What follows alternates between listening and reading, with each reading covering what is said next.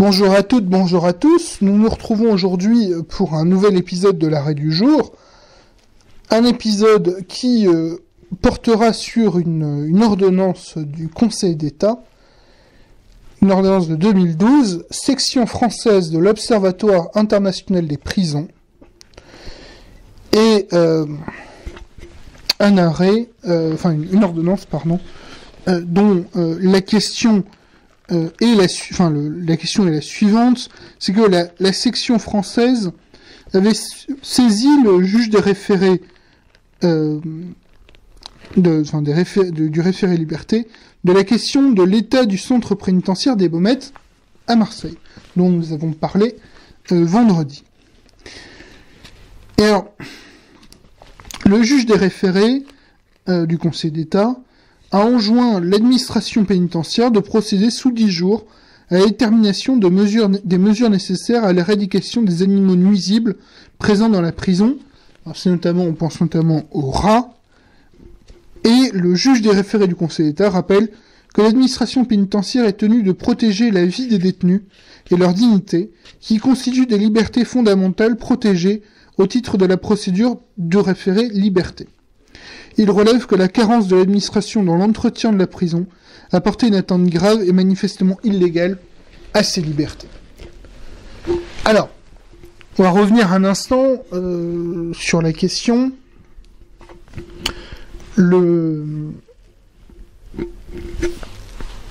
L'état des prisons fait depuis plusieurs années, presque depuis même plus d'une vingtaine d'années, l'objet d'un certain nombre d'inquiétudes de la part des professionnels du droit et des professionnels de la question des prisons, notamment des membres de l'administration pénitentiaire et de la section, de l'Observatoire international des prisons, fait l'objet d'un certain nombre d'inquiétudes, fait l'objet de rapports également qui pointent les carences françaises en la question et qui pointent une situation qui devient de plus en plus inacceptable. C'est pas très compliqué. Lorsque j'ai passé pour la première fois le CRFPA en 2015, il me semble que le nombre de prisonniers, qui était déjà un nombre record, était de 69 000 environ. Qu'en 2016, quand je l'ai repassé une seconde fois, le nombre était de 70 000, donc nouveau record.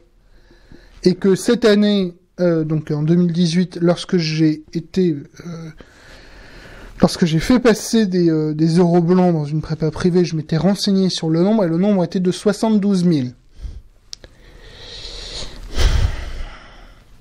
Sachant que le nombre de places, s'il a légèrement augmenté, n'a pas non plus rattrapé le retard qui était déjà celui qui était observé, puisque de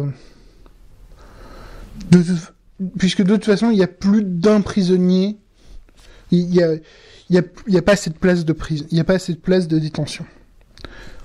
La France n'a pas aujourd'hui assez de place pour les personnes qui sont privées de liberté.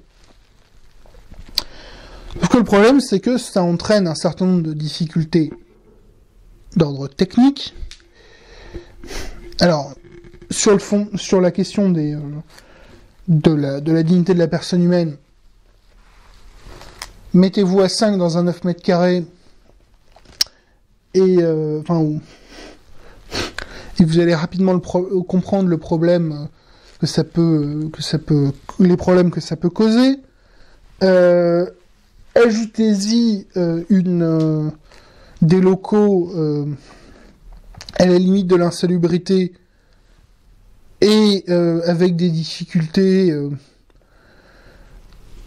d'ordre matériel tels que des problèmes de plomberie, etc., qui sont malheureusement très fréquents, et ajoutez-y également une une population d'indésirables de type rats, cafards,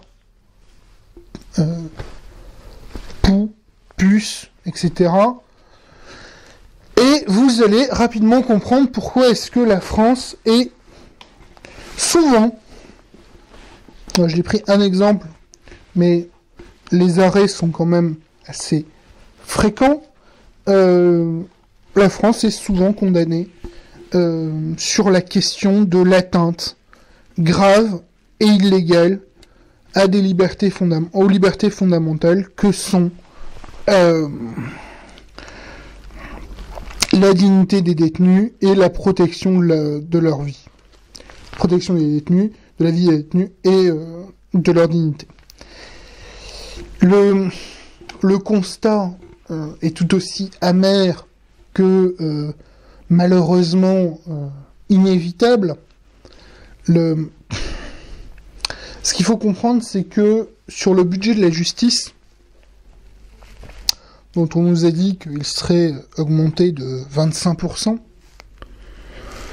sur le budget de la justice, près des 3/4 part tous les ans à l'administration pénitentiaire. Et sur ce budget ne permet que de gérer la pénurie, de gérer une situation qui est déjà problématique. Et qui va encore amener, parce qu'il n'en sera pas autrement, à des condamnations de la France par les juridictions nationales, en l'espèce c'est le Conseil d'État, mais par les juridictions internationales, et notamment par la Cour européenne des droits de l'homme, parce que malheureusement, ce sera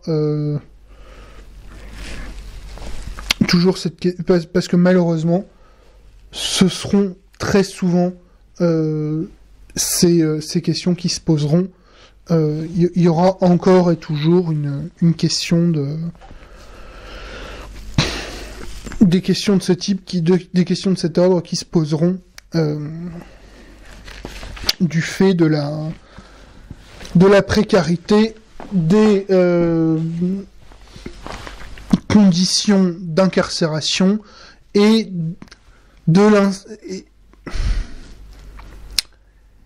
tout simplement de la qualité des lieux de détention, enfin des lieux de privation de liberté. Il suffit d'aller voir une prison. Il y en a. Vous pouvez très facilement aller voir.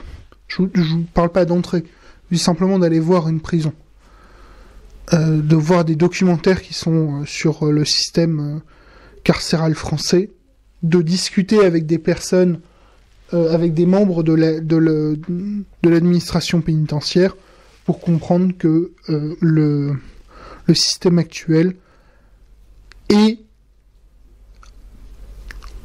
plus qu'en difficulté, mais est à bout de souffle.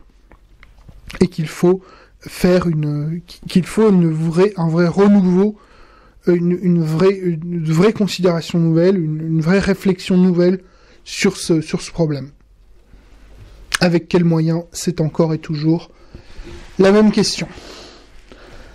Cette nouvel épisode de l'Arrêt du jour touche à sa fin.